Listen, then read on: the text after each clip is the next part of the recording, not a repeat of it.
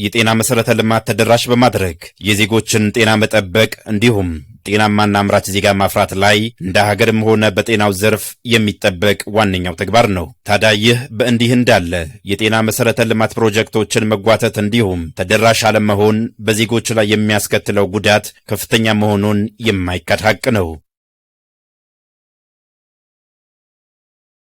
በ2008ና 9 ተጀምረው ግንባታቸው ከተጓተቱ ፕሮጀክቶች መካከል በጌዲዮ ዞን ጨለለቅቱ የመጀመሪያ ደረጃ ሆስፒታልና በጎፋ ዞን የበቶ የመጀመሪያ ደረጃ ሆስፒታል ተጠቃሽ መሆናቸውን ይነገራል። በኮንትራክተሮች መፈራረቅ፣ በክልሉ መደራጀት፣ በበጀት ማነስና ሌሎችን ምክንያቶች ፕሮጀክቶቹ በተያዘላቸው ጊዜ እንዳይጠናቀቁ አድርጓቸዋል። የዚህ ሆስፒታል መነሻ ሀሳቡን ስንመለከት በቀድሞ በደቡብ ብሔርና ብሔረሰቦች ህዝባዊ ክልላዊ መንግስት አማካይነት የተጀመረ ፕሮጀክት እና ኦልሞስት ወደ 9 ዓመትና ከዛ በላይ እድሜ ያለው ፕሮጀክት ነው።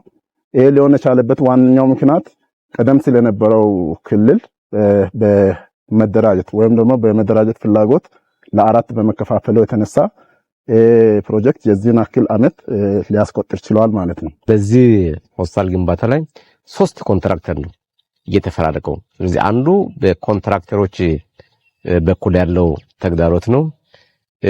ሁለተኛም ምናልባት ከለውጡ በፊት የነበረው ፕሮጀክቶችን ጀምሮ የመጨረስ አቅማችን ደካማ ነው።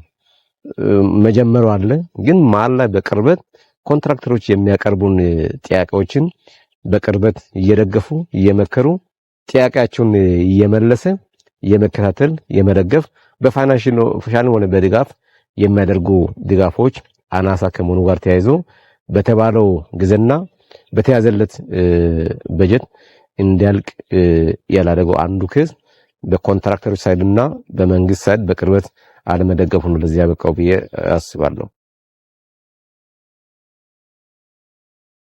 የደቡብ ኢትዮጵያ ክልል ከተመሰረተ አጭር ጊዜ ቢሆንም በርካታ የተጓተቱና የቆሙ የመሰረተ ልማትና የካፒታል ፕሮጀክቶችን በውስጥ አቅም ወጪ በመሸፈን ፕሮጀክቶቹ ከቆሙበት በማስቀጠል በአጭር ጊዜ እንዲጠናቀቁ ለማድረግ በልዩ ትኩረት እየሰራም ይገኛል። ከተጓተቱና ከቆሙ ፕሮጀክቶች ውስጥ የበቶና የጨለለቅቶ የመጀመሪያ ደረጃ ሆስፒታሎችና ሌሎችንም ተጠቃሽ መሆናቸውን ይነገራል። ክልሉ ከተመሰረተ 2 ዓመቱ ነው።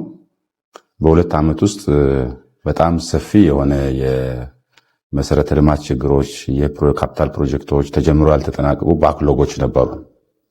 ስለዚህ ከሀብት እጥረት ጋር ተገናኝተው ሲጓተቱ የመጡ ፕሮጀክቶችን አንዱ የክልሉ መንግስት የመጀመሪያው ጉባኤ መስተዳድር ምክር ቤቱ ሲያደርግ በውስጥ ገቢያችን በውስጥ አቅማችን 75% ወጪያችን መሸፈን ነው የሚል አንድ ትልቅ አንደርላይን የሆነ አቋም ተይዞ እንግዲህ በውስጥ አቅም ነገሮችን መመለስ ከቻል በስፋት የቆሙ ነገሮችን የማስቀጠል እድል ስለሚኖረን ይሄ ክልል ሲቋቋም ያለንን ጸጋ ተጠቅመን ገቢን አሟጠን በመሰብሰብ ወጪ በመቀነስ ስትራቴጂ ላይ ፎከስ አድርገን ለመሄድ ነው ታሳቢ ያደረግነው። ከዚህ አንጻር ፕሮጀክቶችን ከማጠናቀቅ አንጻር የፕሮጀክት ድልድል የምናደርገው እንደ ፋይናንስ ሀብት የምንመድበው እኛ ስለሆንን ከዚህ አንጻር የመጀመሪያው ታርጌት አድርገን የምንሰራው ሊጠናቀቁ በትንሽ ገንዘብ ሊጠናቀቁ ማዕከል ላይ ደርሰው የቆሙ በየደረጃው ሊጠናቀቁ ሲገባቸው ለተለያዩ ጉዳቶች ሲዳረጉ የነበሩ ፕሮጀክቶችን ማጠናቀቅ ፕራዮሪቲ በመስጠት ቅድመ ሁኔታ በመስጠት እሱን ማጠናቀቅ እንደ አንድ ትልቅ ስትራቴጂ ነው ይዘን እስካሁን እየሄድን ያለነው። ለምሳሌ በጌዲዮ ዞን በጨለለቅቱ፣ በጋሞ ዞን ቦረዳ ወረዳ ላይ ዘፊኔ ሆስፒታል፣ በጎፋ ዞን በበቶ ከተማ ሆስፒታል፣ በደቡብ ኦሞ ቱርሚ ላይ እነዚህ 4 ትላልቅ ሆስፒታሎችን በቀጣዩ 1 ዓመት ውስጥ ጨርሰን አሁን 5ኛ ሆስፒታል በአሌ ዞን ኮላንጎ ላይ ያጠናቀቅን ነው ያለነው። ምንም ሆስፒታል የሌለው ዞን በመሆኑ ዘንድሮ ተጀምሮ ኦልሞስት ስራው ከ50% በላይ የሄደበት ሁኔታ ነው ያለው። አዲሱ ክልል መመስረት ለዚህ ሆስፒታል ካደረገው አስተዋጽኦ አንጻር አንደኛ ከክልሉ ከመመስረቱ በፊት የነበረው ሆስፒታሉ የተንከራገንተው ፕሮጀክቱ የቆየው የተንከራተተውን ጊዜ ስናስብና አዲሱ ክልል ደግሞ ትኩረት ሰጥተው ወደ ስራ ተቆራጮችን አስገብቶ ስራ ካሰራና ዴይሊ ከሚያደርገው ክትትል አንጻር ስንመለከት ፍጥነት አለ። ፍጥነቱ ራሱ አንደኛው አድቫንቴጅ ነው። ሁለተኛ ትኩረቱ ትኩረታውን ክልሉ መንግስት በጣም ትኩረት ሰጥቶ የዞኑ መንግስት ትኩረት ሰጥቶ የአካባቢ መንግስትም ከተማ አስተዳደሩ ሙሉ በሙላውን የምትመለከቱትን ይሄን የግለሰቦችን ይዞታ ከይገባኛል ነፃ አድርጎ ካሳ ክፍያ ፈጽሞ እያሰራ ያለ ከትኩረት አንፃር አንደኛው ቫልዩ ያለበት ነው። በባለቤትነት ሲያሰራ የነበረው የክልሉ በክልሉ ድጋፍ ነው።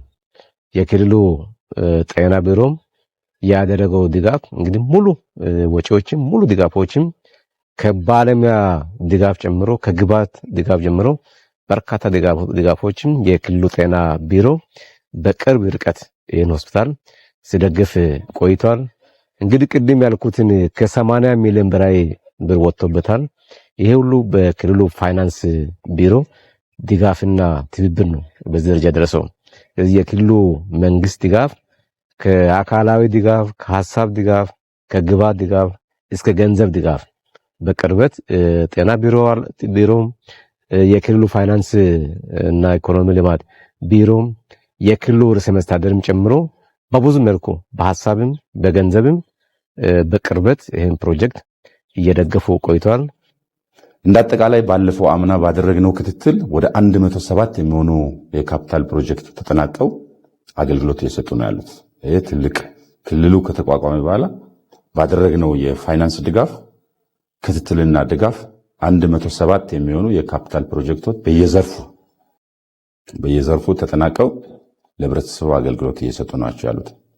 ከዛሬ ጀምሮ በ6 ቡድን የተቋቋመ የካፒታል ፕሮጀክት ግምገማ ወደ 385 የሚሆኑ ፕሮጀክቶችን ወደ 5.2 ቢሊዮን ኢንቨስት የተደረገበት ካፒታል ፕሮጀክቶችን ግምገማ ለማድረግ ኦልሞስት በ6 ቲም ወደ 50 የሚሆኑ ባለሙያና አመራር የተደራጀ ቡድን በሁሉም ዘርፍ በግብርናው፣ በጤናው፣ በውሃ፣ በመንገድ በተለያዩ ዘርፎች በዚህ ያሉ ካፒታል ስራዎች ናቸው የሚባሉ በተለይ በግንባታ ዘርፍ ያሉ ስራዎች በምን ደረጃ ላይ እንደሚገኙ ምን እንደሚያስፈልጋቸው በማን ምክንያት ስራዎቹ ሊጠናቀቁ እንዳልቻሉ ይህንን ገምግሞን መጡ ቼክሊስት ዴቨሎፕ አድርገን ያሰማራንበት ሁኔታ ነው። ግንባታው የፈጀው ከ80 ሚሊዮን በላይ ነው። ከጅምሩ እስካሁን ያለው ለህንጻ ግንባታ ብቻ የወጣው እስካሁን ባለው ከ80 ሚሊዮን ብር በላይ ወጥቶ አሁን በደረሰበት ደረጃ ላይ ደርሷል። ስለዚህ አሁን ላይ ያለው ሂደት በጣም በጥሩ ሁኔታ ደረጃ ላይ ነው ያለው። ህብረተሰቡም በጉጉት ሲጠበቅ የነበረው የቆየ ግንባታ ነው። በአጭር ጊዜ ውስጥ ተመርቆ ወደ አገልግሎት ይገባል የሚል ከፍተኛ የጸና እምነት አለን። ያኔ ነባሩ ክልል ለነበረ ጊዜ ከ100 ሚሊዮን በላይ ይፈጃል ተብሎ ነበር መጀመሪያ ወደ ስራ የተገባው። ከዛ በኋላ ኮንትራክተሩ የተወሰነ ፋውንዴሽን ሰርቶት ነበረ። ከዛ በኋላ የገበያ ንረት ሲያስቸግረው ኦፍ አርጎ ወጥቷል ማለት ነው። ኦፍ አርጎ ሲወጣ ሁለተኛ ተቆራጭ ገባ። እሱም አልተመቸውም ወጣ። አሁን በሶስተኛ ተቋራጭ መሰረተ እንትኖቹ ተረፈ ምርቶቹ እዚሁ ሆኖ አንዳንድ ቢልዲንጎች ተጀምሮ የነበረውን ማቴሪያል ተረፈ ምርቶችን ለራሱ ተጠቅሞ ድጋሚ በ97 ሚሊዮን ነውና ጨረታውን ያሸነፈው ኦሬዲ ሶስተኛ ተቆራጭ ነው ማለት ነው። ሶስተኛ ተቆራጭ እስከ 97 ሚሊዮን የነበሩ ቢልዲንጎች የተጀመሩ ቋሞችን ተጠቅሞ እንደዛ አሸነፈ ማለት እንግዲህ ይሄ ሆስፒታል ሚኒመም እስከ 150 ሚሊዮን ይፈጃል ተብሎ ይታሰባልና ከእንትኑ አንፃር ከፈሰስ ከበጀቱ አንፃር ይሄን ይመስላል። ከዛ ውጪ ከያዙት ኮምፖነንት አንፃር ደግሞ ሙሉ በሙሉ የሕክምና ኮምፖነንት ይይዛል ተብሎ ይታሰባል። ማንኛውም ሆስፒታል ከመካከለኛ እስከ ከፍተኛ ሆስፒታል ድረስ የሚይዙትን ሁሉም ኮምፖነንቶችን ይይዛል። ሆስፒታሎች ተጠናቀው አገልግሎት መስጠት ሲጀምሩ በአካባቢው ቀድሞ የሚታየው የጤና ተቋም አገልግሎት ተደራሽ ውስንነት በእጅጉ ይቀርፋሉ። ወደ ሌላ ሕክምና ተቋም ሪፈር የሚደረጉ ታካሚዎች ቁጥር እንዲቀንስም ያደርጋል። ከአካባቢው ነዋሪዎች አልፎ አጎራባችና ሌሎችም የህብረተሰብ ክፍሎች የሆስፒታሉ አገልግሎት ተጠቃሚ እንዲሆኑም ያግዛል። በቶ ከተማ አስተዳደር የጤና አገልግሎትን በተመለከተ ያለችን ጤና ጣቢያ አንድ ጤና ጣቢያ ናት ያለችው። እሷን የሚገለገለው ደግሞ እጅግ በጣም ብዙ ህዝብ ነው። ዙሪያው ያለው እዚህ ጋር ጤና ጣቢያው እስከ 40 ኪሎ ሜትር 50 ኪሎ ሜትር በላይ ድረስ ሌላ ጤና ጣቢያ አካባቢው የለም። ብቸኛ ጤና ጣቢያ ናት። አሁን እንደገና ደግሞ አካባቢው ራሱ ቆለማ አካባቢ ስለሆነ አብዛኛው እንደ ወረርሽኝ የሚነሳ ወባ እንትኖች አሉ። ከዚህ አንጻር እጅግ በጣም የጤና አገልግሎቱ ውሱንነት አለው። አሁን ይሄ ሆስፒታል የሚገነባው ስራ ቢጀምርና አገልግሎት ቢሰጥ እዚህ ይሄ ብቻም አይደለም፣ ዙሪያ ያሉ አጎራባች ወረዳዎች አሉ። እዚህ ወደ ላይ አለ፣ ወደዛ ደግሞ ማለ ወረዳ አለ፣ ወደዛ ደግሞ ካምባ ወረዳ አለ። እዚህ ቆላማ አካባቢዎች በሙሉ በዚህ ሆስፒታል ስለሚገለገል ዋናው በጣም እጅግ በጣም አስፈላጊ ነው ለዚህ አካባቢ። የዚህ ከተማን ችግር ህዝብ እንግዲህ ብዙ አገልግሎት አያገኝም እና በዛ መነሻ የዚህ ሆስፒታል እንግዲህ እዚህ ጋር መሆኑ ላለው ህዝብ እንግዲህ ከፍተኛ እድል ፈንታ ይሆናል ብለን የምንገምተው። እኔ ራሴ እዚህ አካባቢ 5 ልጆች ነው የወለድኩት እና ምንም አይነት እርዳታ ጤና ጣቢያ ነው ያለው፣ ብዙም እርዳታ የለው። ይሄ ሆስፒታል ከተሰራልን ያው ብዙ ነገር ችግር ይቆማል ብዬ ነው ማስብ። ይሄ ሆስፒታል እንግዲህ በሙሉ አቅሙ ወደ ስራ ሲገባ ለበርካታ ነዋሪዎች አገልግሎት የሚሰጠው የበቶ ከተማ አስተዳደር የኡባ ደብረ ጽዮን ወረዳ መቀመጫም ጭምርናል። የኡባ ደብረ ጽዮን ወረዳ ህዝብና የከተማ አስተዳደሩ ህዝብ ከ130 ሺህ ህዝብ ላይ ቀጥታ የዚህ ሆስፒታል ተጠቃሚ ነው ማለት ነው። ከዛ ውጭ አጎራባች ወረዳዎች አሉ። አንዱ የደቡብ ኦሞ ዞን አካል የሆነው የማለ ወረዳ አለ። ከዚህ በቅርብ ርቀት ነው ያለው። ቀጥታ የዚህ ሆስፒታል አገልግሎት ተጠቃሚ ነው ማለት ነው። ሌላው የጎፋ ዞን አካል የሆነው የዛላ ወረዳ የጋልማ ከተማ አስተዳደር ከዚህኛው ሆስፒታል ከ30 በታች ኪሎ ሜትር ላይ ያለው ቀጥታ ይሄን ሆስፒታል ነው የሚጠቀሙት። ሌላው የጋሞ ዞን አካል የሆነው የካምባ ማርታ ወረዳ አለ። ቀጥታ የዚህ ሆስፒታል ተጠቃሚ ነው ማለት ነው። ስለዚህ ይሄ ሆስፒታል ወደ ስራ ሲገባ ለከተማ አስተዳደሩ ለኡባ ደብረ ጽዮን ወረዳም ለአጎራባች ወረዳዎችን ጭምር ከፍተኛ በገንዘብ ማይተመን አገልግሎት የሚሰጥ ትልቅ ተቋም ነው። ከተማ ማህበረሰብ ስንመለከት የጤና አገልግሎቱ በጣም አስቸጋሪና የህዝብ መሰረታዊ ፍላጎት ብለን የምንወስደው ነውና ይሄ ሊሆን የቻለበት ምክንያት አንድ ጤና ጣባ ነው ያለው እዚህ ከተማ ላይ ማለት ነው። አንድ ጤና ጣባ ነው ያለው። የከተማ አስተዳደሩ ህዝብ ከ50 ሺህ እስከ 71 ሺህ ህዝብ ነው ሎኬት ሆኖ የኖረ ያለውና ይሄ የከተማ አስተዳደሩ ህዝብ ብቻ እስከ 71 ሺህ ህዝብ ነው ኦኩፓይድ የሆነው። አጎራባሽ ደግሞ ስንመለከት ከ5 እና ከ6 ቀበላት በላይ ያለው ማህበረሰብ በአንድ ጤና ጣባ ላይ ነው የተጠቀመ ያለው ማለት ነው። በጣም ኮንሰንትሬትድ የሆነ የሰርቪላንስ እንትን ነው ጤና ጣባ እየሰጣለውና ብዙ ጊዜ ሪፈር የሚደረግ አንዳንድ ጊዜ ደግሞ በአጎራባች ላይ የጸጥታ ኬዝ አንዳንድ ጊዜ ሀፕን ስለሚያደርግ በጸጥታ አማካይነትም የሚመጡ የህክምና እንትኖችን እየተሸከመ ያለ ጤና ጣባ ነውና በጣም በርደንድ ነው። ስለዚህ ያን ጫና ከዛ ጫና የተነሳ ህዝቡ በጣም ፍላጎት አለው ለዚህ ፕሮጀክት ማለቅ ማለት ነው። አንድም ይሄን ፕሮጀክት እንዲያልቅ ህዝቡ በጣም ከጉጉቱ የተነሳ ለተቀን ህዝቡ ራሱ እየተመለከተ እየጎበኛለት እንትን ነውና ከዚህ አንጻር ክልሉ ትኩረት እየሰጠናል። በወረዳው የተጀመሩ የጤና መሰረተ ልማቶች ከተጀመሩ ብዙ ዓመታት ቢሆኑም አሁን ላይ የአዲሱን ክልል መንግስት ባደረገው ድጋፍና ክትትል መጠናቀቅ ደረጃ ላይ ደርሰዋል። በዚህም የበቶ የመጀመሪያ ደረጃ ሆስፒታል የግንባታ ሂደቱ ሙሉ ለሙሉ የተጠናቀቀ ሲሆን እንደዚሁም የጨለለቅቱ የመጀመሪያ ደረጃ ሆስፒታል በበጀት ዓመቱ እንደሚጠናቀቅም ይነገራል። ይሄ ሆስፒታል ከተጀመረ ቆይቷል። 2008 ላይ ነው የተጀመረው። አሁን 2018 ነው። ኦልሞስት ወደ 10 ዓመት ያክል ተጠግቷል። በርካታ ጊዜያትም ጭምር ወስዷል። መሀል ላይ ከፍተኛ መስተጓጎሎች ነበሩ። አንዳንድ ከኮንትራክተር ጋር የሚያያዙ ፈተናዎች ነበሩ። አንዳንድ ክፍያዎቹ ወቅቱን ጠብቀው አለመምጣት ችግሮች ነበሩ። ስለዚህ ከተፈቀደለት ጊዜ በላይ ቆይቷል።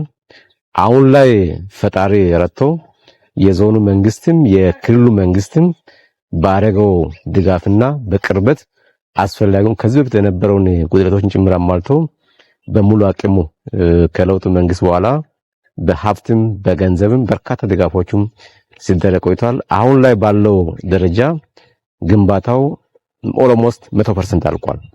100% ያልቋል። ግብአትም ቀላል የማይባል ግብአቶቹ መግባት ጀምሯል። ኮንትራት ደረጃ በተቆራጭ ደረጃ ስንመለከት አሁን የመጨረሻ ፊኒሺንግ ላይ የደረሰው ኮንትራክተር ሶስተኛ ኮንትራክተር ነው ማለት ነው። ይሄኛው ሶስተኛው ኮንትራክተር ወደዚህ ፊኒሺንግ ደረጃ ሲደርስ ወደ 97 ሚሊዮን የተጀመረውን ሆስፒታል ወደ 97 ሚሊዮን ጨረታ አሸንፎ ነውና ወደ ስራ የገባው። ከገባ በኋላ ይሄን የምትመለከቱትን የፊኒሺንግ ለመስራት ወደ 1 ዓመት ነው ፈጀው። በጣም ፍጥነት ላይ የተመሰረተ ነው ማለት ነው። አንድም ይሄኛውን መንግስት የተጀመሩ ፕሮጀክቶችን ለማጠናቀቅ ሞር ፎከስ አድርጎ እየሰራ ያለ በመሆኑ በ1 ዓመት ፍጥነት ላይ የሄደውን ወደ ኋላ የተንከራተተውን 7 እና 8 ዓመት ስንመለከት በጣም የሚያሳዝን ነው ማለት ነው። በ1 ዓመት ላይ ፕሮጀክቱ የዚህን ዓመት የነበረው ከሆነ የዚህን አካባቢ ማህበረሰብ ፍላጎት ያን አልቆ ወደ አገልግሎት ገብቶ ኖሮ ያን አገልግሎት ጀምር ነበር ማለት ነው። ስለዚህ አሁን ላይ የመጨረሻ ወደ አገልግሎት ለመድረስ ሰሞኑን 3ኛ ዙር ክፍያ በክልሉ መንግስት አማካይነት ለኮንትራክተሩ ተፈጽሞለት ባለፈው ከ3 ቀን በፊት የቆሩ ግብአቶች በርን የሚመሳሰሉ ግብአቶች ወርዷል። ኦሬዲ የመጨረሻው የፊኒሺንግ ስራ ይጀምራል ማለት ነው። ከአጎራባች ወረዳዎች ጨምሮ ከ400 ሺህ በላይ የማህበረሰብ ክፍል አገልግሎት እየሰጠ ያለው በጌዲዮ ዞን የይርጋ ጨፌ የመጀመሪያ ደረጃ ሆስፒታል ሌላው በክልሉ መንግስት የሕክምና ግብአቶች ድጋፍ ከተደረገላቸው ሆስፒታሎች መካከል ተጠቃሽ ነው። ሆስፒታሉ አገልግሎት መስጠት ከጀመረ ብዙ ዓመታትን ያስቆጠረ ሲሆን በእነዚህም ዓመታት የበርካታ ማህበረሰብ ክፍል ተደራሽ ሆኖም አገልግሏል። አሁንም እያገለገለም ይገኛል። በዚህም የክልሉ መንግስት ለይርጋ ጨፌ የመጀመሪያ ደረጃ ሆስፒታል እያደረገ ያለው ድጋፍ ሆስፒታሉ ካለበት ደረጃ ከፍ የሚያደርግም ነው። ይህ የይርጋ ጨፌ ከተማ መጀመሪያ ደረጃ ሆስፒታል የተለያዩ አገልግሎቶችን ይሰጣል። ከዚህ ውስጥ ከሚሰጣቸው አገልግሎት የወሊድ አገልግሎት ዋናው ሲሆን እናቶች እንደ ከተማችን ዙሪያ ላይ ያሉ እናቶችም ከተማ ውስጥም ያሉ እናቶች በተለይ አጎራባች ወደ ከተማችን የተካለሉ ቀበሌዎች ውስጥ የሚገኙ እናቶች ከሆስፒታል አገልግሎት ባለፈ እዚህ በሆስፒታል ውስጥ የሚገኙ ሐኪሞች፣ ስፔሻሊስቶች፣ አዋላጅ ነርሶች በጋራ በመሆን ከሆስፒታል ባለፈ እስከ መስክ ድረስ በመሄድ የእርግዝና ክትትል አገልግሎቶችን በዛው በተቋም ደረጃ በመስጠት እየሰራ ያለበት ደረጃ ይገኛል። በተለይም የክልሉም ድጋፍ ለሆስፒታሉም የሚያደርገው በከፍተኛ ደረጃ ክልሉ ተቋማትን እየደገፈ ነው። በተለይ እንደ ይርጋ ጨፌ መጀመሪያ ደረጃ ሆስፒታልም ካየን ከዚሁ ከመጀመሪያ ሆስፒታሉ ጤና ጣቢያ ከነበረበት ከማሳደግ ጀምሮ የመጀመሪያ ደረጃ ሆስፒታል የተገነባው በክልሉ ፋይናንስ ድጋፍ ነው። ይሄም ለማህበረሰቡ ከፍተኛ አገልግሎት እየሰጠ ነው አለው። በቅድም ያነሳሁት መልኩ የመከላከልም ሆነ አክሞ የማዳን የማህበረሰቡን የጤናውን ችግር ከመፍታት አንጻር ሰፊ ስራዎች እየተሰራን አለው። የጤናው ሴክተር ትልቁ ዓላማ አምራችና ጤናማ ዜጋን ማፍራት ነው። በዚህ ደረጃ ደግሞ የሕክምና ተቋማት ያላቸው ድርሻ ከፍተኛ ነው። ይህንን ድርሻቸውን ይህንን ሚናቸውን በአግባቡ እንዲወጡ የሚያደርግ እገዛ ነው ማለት ነው ክልሉ እያደረገ ያለው።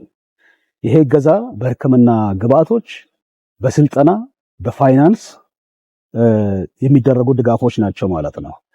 ከዚህ አንጻር የክልሉ ድጋፍ እጅግ ከፍተኛ ነው። በቅርበት ነው የሚከታተለው፣ ድጋፍ ነው የምናገኘው። የህብረተሰቡ የጤና ፍላጎት ሄልዝ ሲኪንግ ቢሄቪየሩ ደግሞ ከጊዜ ወደ ጊዜ እየጨመረ እየመጣ ስለሆነ ከዚህ እየጨመረ ካለው የህክምና ፍላጎት አንጻር ተመጣጣኝ የሆነ አገልግሎት እንድንሰጥ እየረዳን ነው ማለት ነው። ይህ ተቋም በሆስፒታል ደረጃ አገልግሎት መስጠት ከጀመረ በኋላ ከክልሉና ከፌዴራል መንግስት በሚደረግለት የህክምና አገልግሎት፣ የህክምና ግብአቶች፣ የባለሙያ ድጋፍ፣ የስልጠናዎችን፣ የፋይናንስ ድጋፎችን እያገኘ ከጊዜ ወደ ጊዜ አገልግሎቱን እያሰፋ ያለ ተቋም ነው ማለት ነው። በቅርብ ጊዜም እጅግ ዘመናዊ የሆነ የራጅ ማሽን አሁን ከአሁኑ ከደቡብ ክልል አግኝተናል። በጣም ደስ ብሎናል። ህዝቡም ደስተኛ ሆኗል። ይህንን ደግሞ አገልግሎት ስንጀምር በዚህ አገልግሎት መታጣት ምክንያት ሪፈር ተደርገው የሚሄዱ ህሙማንን እንግልት በመቀነስ የህክምና አገልግሎቱን ጥራት በመጨመር የሚሰጠው ፋይዳ ደግሞ ከፍ ያለ ነው። በዚህ ደረጃ አገልግሎትን እየሰጠ ነው የሚገኘው ማለት ነው። የእናቶችን ሞትና ህመምን ከመቀነስ አኳያ ደግሞ ለጤና ተቋማቱ ከሁለት ጊዜ ከሶስት ጊዜ በላይ ወደ 4 አምቡላንሶችን በክልል ድጋፍ ተደርጓል። ይሄ የእናቶችን ሞት ከመቀነስ አኳያ ሰፊ አገልግሎት እየሰጠና የማህበረሰቡንም ጤና የእናቶችን ሞት ከመቀነስ አኳያ ሀገር ያስቀመጠችውን ግብ ከማሻሻል አኳያ ሰፊ ስራዎች እየሰራ ነው ማለት ነው። በቅርብ ጊዜም ደግሞ አሁን ወደ አገልግሎት እየተገባ ያለው ከሆስፒታል አልፎ ሆስፒታላችን አልፎ ወደ ዲላ ሪፈራል ሆስፒታል ሲደረግ የነበረው የሪፈራልን ፍሎ ወይም ፍሰቱን ከመቀነስ አኳያ የተለያዩ የኤክስሬይ ማሽኖችን እዚሁ በሆስፒታላችን ደረጃ የደም ባንክ አገልግሎት እንዲጀምር በክልል ፋይናንስ የተደገፉ እዚህ ድጋፍ የተደረጉ የብለድ ባንክ የምንላቸው ፍሪጆች አሉ። ይሄ በሆስፒታል ደረጃ መግዛት የማንችላቸው ከአቅማችን በላይ በሆኑ ጉዳዮችን ወይም ማቴሪያሎችን ክልሉ ፋይናንስ እያደረገ በተለይም የማህበረሰባችን ጤና በሚሻሻል መልኩ እየሰራ ያለበት እንደ ከተማ ያለውና ይሄ በመጀመሪያ እንደ ከተማ ማስተዳደር በጣም ማመስገን የሚፈልገው ነው። በክልሉ ለብዙ ዘመናት በጤናው ዘርፍ አገልግሎት ሲሰጥ የቆየው በወላይታ ሶዶ የሚገኘው ኦቶና ሆስፒታል የእሳት አደጋ እንደደረሰበት የሚታወቅ ነው። ታዲያ የክልሉ መንግስት ለሆስፒታሉ ማስፈጸሚያ የሚውል ድጋፍ ያደረገ ሲሆን በዚህም 100 ሚሊዮን ብር ለክልሉ ጤና ቢሮ ገቢ ማድረጉንም ተነግሯል። በሌሎችም አካባቢዎች የሚሰሩ ሆስፒታሎች የክልሉ መንግስት ከአጋር አካላትና ተቋማት ጋር በመቀናጀት እየሰራም ይገኛል። በቅርቡ እንደምታውቁት ባልታወቀ ምክንያት የወላይታ ሶዶ ውስጥ የኦቶና ሆስፒታል ቃጠሎ ገጥሞታል። የክልሉ መንግስት የ100 ሚሊዮን ብር ድጋፍ ለማድረግ ቃል የገባውን ገንዘቡን ለጤና ቢሮ ገቢ አድርገናል። ስለዚህ ከአርባ ምንጭ ከወላይታ ሶዶ ዩኒቨርሲቲ ጋር ከዞኑ አስተዳደር ከከተማው ጋር ከፌደራሉ ጋር ተቀናጅተን ሆስፒታሉ ዳግም ተጠግኖ ወደ አገልግሎት የሚገባበት ሁኔታ ካለ እኛም ተጨማሪ በዚህ ምክንያት ቃጠሎ በደረሰበት ወቅት ላይ ከፍተኛ የሆነ የሕክምና ቁሳቁስ ከጤና ጥበቃ ሚኒስቴር ጀምሮ ከፍተኛ የሆነ ድጋፍ ተደርጓል። ለዚህ እንደ ክልሉ መንግስት ላቅ ያለ ምስጋና ነው አለ። በሌሎች አካባቢዎችም የሚሰሩ ሆስፒታሎች የድጋፎች በረጂ ድርጅቶች፣ በበጎ ሰናይ ድርጅቶችና በግለሰቦች በተለያዩ አካላት በጎ አመለካከት ለህብረተሰቡ ባላቸው ከሀገር ውስጥም ከሀገር ውጭም የሚደረጉ የተለያዩ ድጋፎችን ተቀብለን ወደ ህብረተሰቡ እንዲገቡ የማድረግ ስራዎቹ ተጠናክሮ እየሰሩ ናቸው። በቂ ነው ብለን አይደለንም። ካለን የበጀት ውስንነት ቅድሚያ የምንሰጣቸው ኤሪያዎች ላይ በተለይ በጀት በምንደለድልበት ወቅት ላይ ፎከስ የምናደርጋቸው 167 የሚሆኑ ሴክተሮች ላይ ድህነት የሚቀንሱ እድገት ባምጪ በመሆኑ ሴክተሮች ላይ ነው በጀትን አድሬስ አድርገን እዚህ ላይ በግብርና ላይ፣ በትምህርት ላይ፣ በጤና ላይ፣ በውሃ ላይ፣ በመንገድ ላይ፣ በስራ ዕድል ፈጠራ ላይ እነዚህ ላይ ታርጌት አድርገን ነው በጀት የዓለም አቀፍ የዓለም ባንክ ስታንዳርድ መሰረት በተለይ እነዚህ ሴክተሮች ላይ ከ65 በመቶ በጀት መደለል አለበት የሚለውን መስፈርት ጠብቀን በጀት የመደለል ስራ ስለምንሰራ በአጠረ ጊዜ ውስጥ ክልሉ ከተቋቋመ በ2 ዓመት ውስጥ በጣም ዘርፈ ብዙ የሆኑ ውጤት የተመዘገበ ስራ ተሰርቷል የሚል እምነት አለን።